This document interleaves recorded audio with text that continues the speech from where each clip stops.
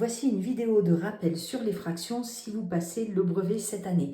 On va voir ça en deux parties. D'abord, on va parler des différentes méthodes de résolution de fractions et ensuite, on va s'entraîner au travers d'exercices que j'ai pris donc des sujets de brevet des années précédentes. Allez, on est parti.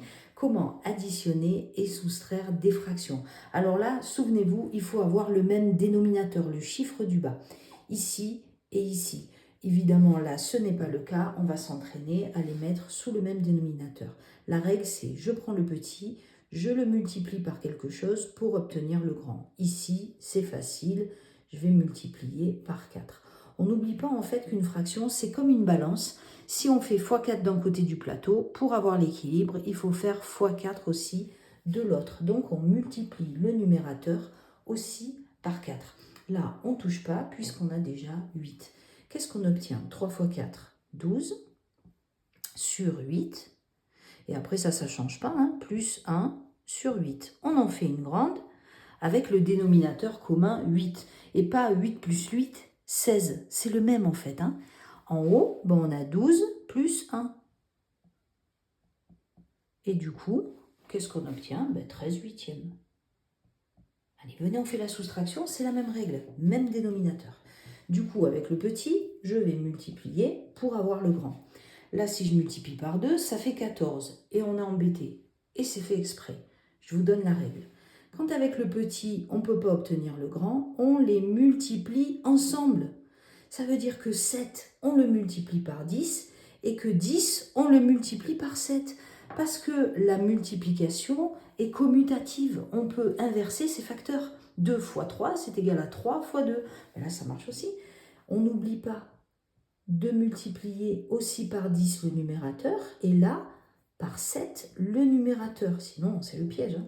Allez, on y va. 9 fois 10, ça fait 90 sur 70 moins 3 fois 7, 21 sur aussi 70. Ça y est, j'ai mon dénominateur commun.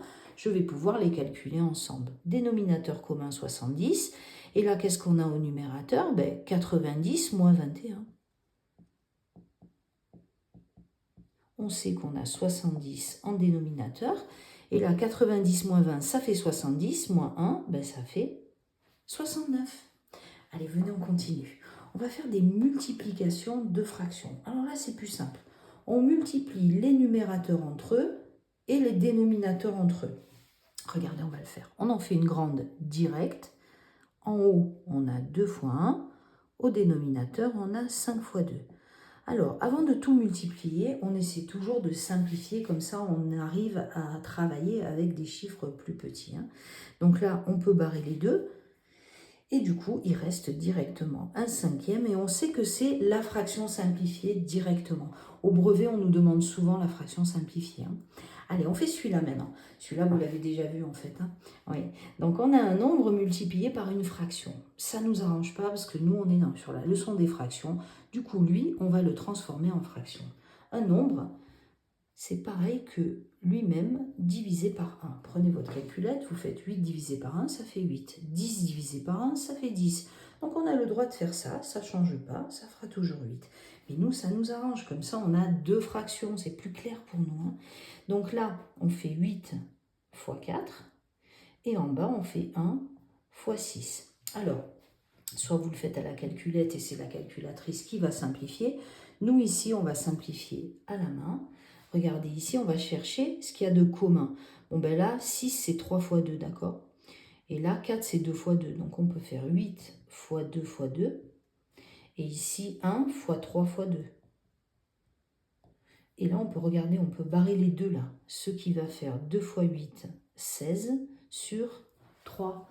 Et c'est directement la fraction simplifiée. Allez, on continue. Dernière règle, on va diviser des fractions. Alors là, en fait, la leçon tient dans une phrase. Ça, c'est super pratique. Diviser, c'est multiplier par l'inverse. Et oui, parce qu'on ne sait pas diviser une division. Du coup, on peut transformer cette division en multiplication. Donc la transformation, elle va se faire à partir de là. Regardez, ça, je vais le réécrire, 1 demi. Mais là, à la place de la division, je vais mettre 1 fois. Mais pour que ce soit le même calcul, Eh bien, je vais multiplier par l'inverse. L'inverse, j'inverse le numérateur ici avec le dénominateur. Pas de celle-là, hein, de la deuxième fraction. Du coup, le 5, je le mets en haut, le 4, je le mets en bas. Et là, eh ben, ça revient à faire une multiplication, mais ça, je sais faire, regardez. J'en fais une grande, 1 fois 5, et ici, 2 fois 4. 1 fois 5, 5, 2 fois 4, 8. 5 huitièmes. Et voilà, on a fait addition de fractions, soustraction de fractions, multiplication de fractions, division de fractions. Allez, maintenant, on efface tout et on s'entraîne au travers d'exercices de brevets réels qui sont tombés les années précédentes. J'ai rien inventé, comme ça on est vraiment dans le niveau de votre examen à venir. Allez, c'est parti. On va commencer par celui-ci de calcul. 2 tiers plus 3 demi plus 4 cinquièmes. Vous avez vu, là, il y en a 3. Du coup, addition de fractions, on cherche à avoir, oui, voilà, vous êtes au point, le même dénominateur. Alors là, le plus facile, c'est de les multiplier entre eux et le résultat sera le dénominateur commun. 3 fois 2, ça fait 6, fois 5, ça fait 30. Ça veut dire qu'on va multiplier 3 par quelque chose pour avoir 30. On va multiplier 2 par quelque chose, on aura 30 aussi. Et 5 par quelque chose, on aura 30. Donc là, 3 fois combien? Facile, 10. Pour faire 30, on n'oublie pas qu'on fait pareil en haut. 2 fois combien ça fait 30? Facile, 15. On n'oublie pas de faire pareil en haut. 5 fois combien ça fait 30? Allez, les tables, 5 fois 6. Et on n'oublie pas de faire pareil au numérateur. On y va. On a de nouvelles fractions qui sont égales. Hein. 2 fois 10, 20. 3 fois 10, 30, mon dénominateur commun. 3 fois 15, 45. Sur 2 fois 15, 30, plus 6 fois 4, 24, et 5 fois 6, toujours 30. Génial, j'en fais une grande. Ici, mon dénominateur, c'est 30, et là, c'est 20, plus 45, plus encore 24. Ici, hop, on a 30, et là, on additionne. Allez, c'est parti. 4 plus 5, ça fait 9. 4 et 2, ça fait 6, 7, 8, 89, 30e. Et voilà. Allez, on continue. Exercice suivant, toujours de brevet. Alors, un jour, j'ai vu ça. Calculer 2 tiers le tout au carré. Donc là, il y a un piège, parce que 2 tiers au carré, on se dit, ah, c'est facile, c'est fois 2. Mais en fait, quand c'est au carré, c'est multiplié à lui-même. Du coup, c'est 2 tiers multiplié par lui-même, c'est-à-dire 2 tiers. C'est pas du tout pareil que fois 2. Je pense que le piège est là, parce qu'après, franchement, regardez, c'est trop facile. 2 fois 2, 4. Enfin non, on va écrire le détail. Comme ça, vous comprenez bien tranquille à la maison. Et là, hop, 3 fois 3. 2 fois 2, ça fait 4. 3 fois 3, ça fait 9. Allez, on en fait un dernier avant de se quitter. N'oubliez pas, hein, moi je vous mets l'énoncé ici. Vous faites toujours pareil. Hein, vous coupez la vidéo. Vous le faites à la maison. Et après, on voit la correction de suite ensemble. Allez, bon travail. On y va. Donc là, en fait, il y a une histoire de priorité opératoire. Regardez, on a une soustraction et une division, mais il y a un ordre. D'abord, on fait les multiplications et les divisions, et après, on fait les additions et les soustractions. Et le piège, regardez où il était.